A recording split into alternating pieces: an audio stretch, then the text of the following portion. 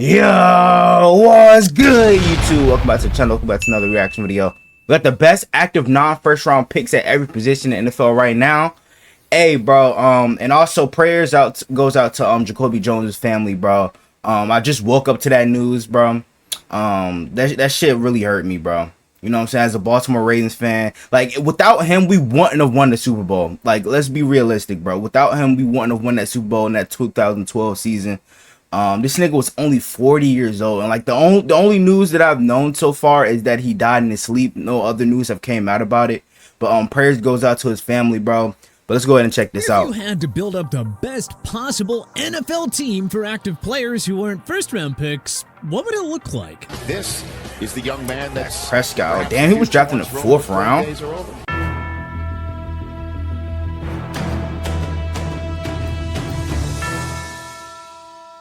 Let us dive into the best active NFL player at every position who was a day 2 or 3 pick. Starting on the offensive side of the ball. Offense. Quarterback, Dak Prescott.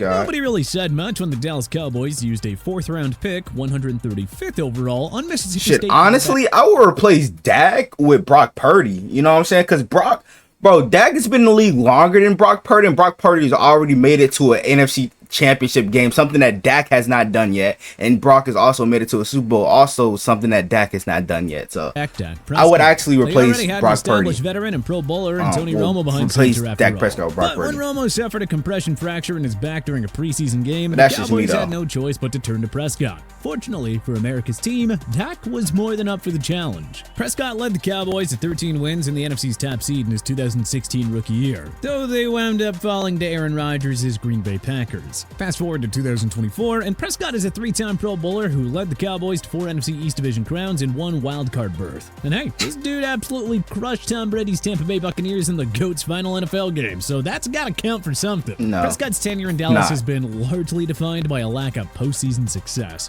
But it is hard to hate too much on a former 4th round pick who has emerged as a top 10 quarterback, clocking in 29,459 passing yards and 202 touchdowns throughout his first 8 seasons. Offense. Wide receiver, Tyreek Hill. We'll give a hat tip to Devontae Adams and A.J. Brown while we're here, but you can't go against Tyreek Hill in this spot. Not after his performances over the last 2 seasons. Niggas had back-to-back seasons over 1,700 yards, bro. That shit by the Kansas City Chiefs in 2016.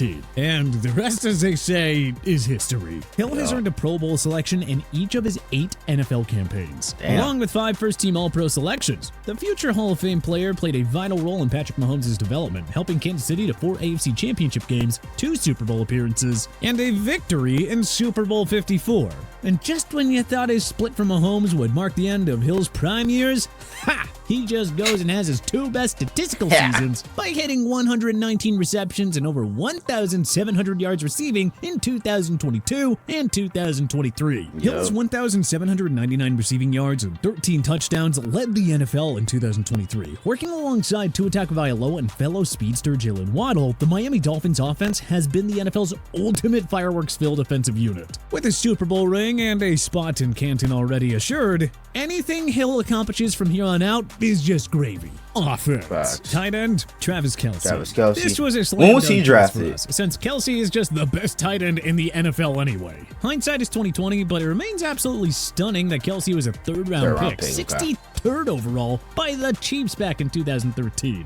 Well, all Travis has done is earn 9 Pro Bowl nods while posting over 800 yards receiving every single year since 2014. And he teamed up with Patrick Mahomes to form a dynasty. And it's crazy that last year was his worst season statistically, and this nigga only had over 900 yards, bro. Like, think of that, bro. Team to Super Bowl titles in the 2019, 2022, and 2023 seasons. Kelce at this point is all but locked in as a pro football. I might hate Travis Kelce, but you gotta respect his game, though. Is just chasing additional records and championships at this phase of his illustrious career. Offense. Running back, Derrick Henry. Another no-brainer here for us because, well, Christian McCaffrey is the league's best running back heading into 2024. But the 2017 first-round pick is not eligible for this list. So, Henry, a two-time rushing champion, is the second best running back in football right now, and he most certainly qualifies here as a former second-round pick, 45th overall, of the Tennessee Titans back in 2016. I mean, it's not surprised how good he became, you know what I'm saying, Roll Tide. Hall of Fame cases, but, you know, King Henry feels like a safe bet at this point. His numbers since 2018 are off the charts ridiculous, with 8,268 rushing yards and 80 rushing touchdowns. Henry, who joined the legendary 2K club in 2020, finished second in rushing a year ago with 1,167 yards and 12 touchdowns. Only McCaffrey finished with more, tallying 1,459 yards rushing. After a special 8-year run with the Tennessee Titans, Henry left and took his talents to the Baltimore Ravens. Finally, the future Hall of Famer can chase Super Bowls again. This time with the league's best dual-threat QB in Lamar Jackson. I think he's in pretty good hands. Offense. Offensive tackle, Jordan Mailata. If you want to find a franchise offensive tackle, you're better off just grabbing one early in the draft. Trent Williams, Lane Johnson, Tristan Wirfs, Penei Sewell, Laramie Tunsil, Tyron Smith. There's been a lot of like great later round offensive linemen over the past few years. They were all first-round draft picks. One exception, however, is Eagles star Jordan Mailata, a former rugby star who was drafted in the 7th round, 233rd overall in 2018. Folks really didn't pay much attention to the move at the time, but you know, Mailata has gradually developed into one of football's premier offensive tackles. Or as we like to say, the best active non-first round pick offensive tackle. Mailata finished the 2023 season as Pro Football Focus's third highest graded offensive tackle at 84.8, behind only Williams and Sewell. Only 4 tackles topped his run blocking grade of 83.92. Mailata was also second in ESPN's run block win rate rankings for offensive tackles in 2023 with an 80% win rate. Only teammate Lane Johnson finished with a better win rate at 82%.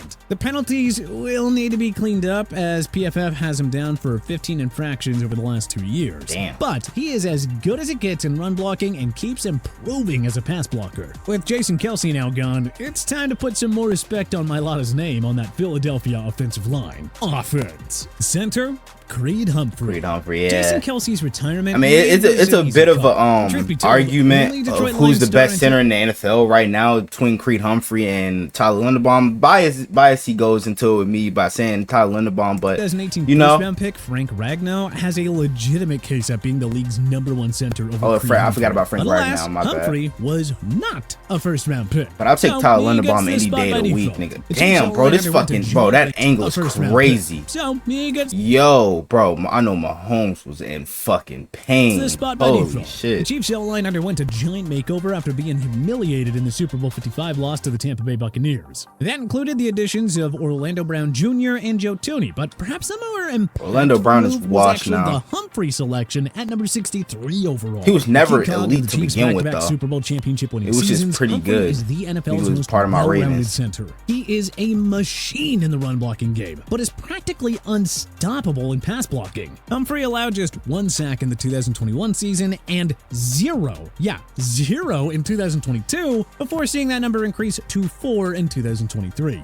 But still, only 5 sacks throughout 3 seasons?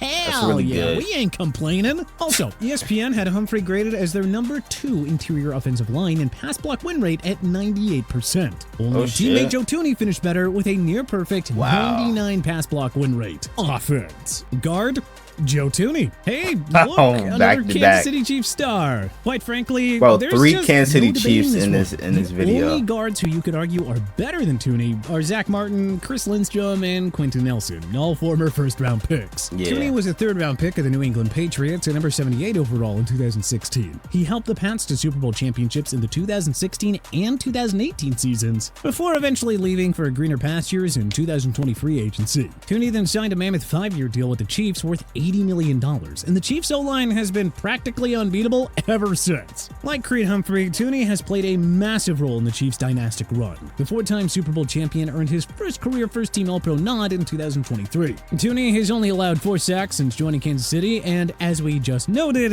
he was tops in ESPN's pass block win rate among interior defensive linemen last year. Defense. Defensive end, Max Crosby. Max Crosby's really a gone right fucking for the Las dog, Vegas Raiders bro. over the past 2 decades. He is still so so Well, underrated, bro. Because like RJ he's just started to get into the conversation of one of the best edge rushers in the league for some reason, bro. When you talk about best edge rushers, bro, the argument is always either TJ Watt or Myles Garrett. This nigga is very close to that top of the list. 100%. Crosby, of course, is a About time very he's getting notable some love. exception. The Raiders struck gold when they drafted him in round 4 at number 106 overall back in 2019. The 3-time Pro Bowler has racked up 52 sacks, 88 tackles for loss, 18 pass breakups, and 9 forced fumbles since turning pro.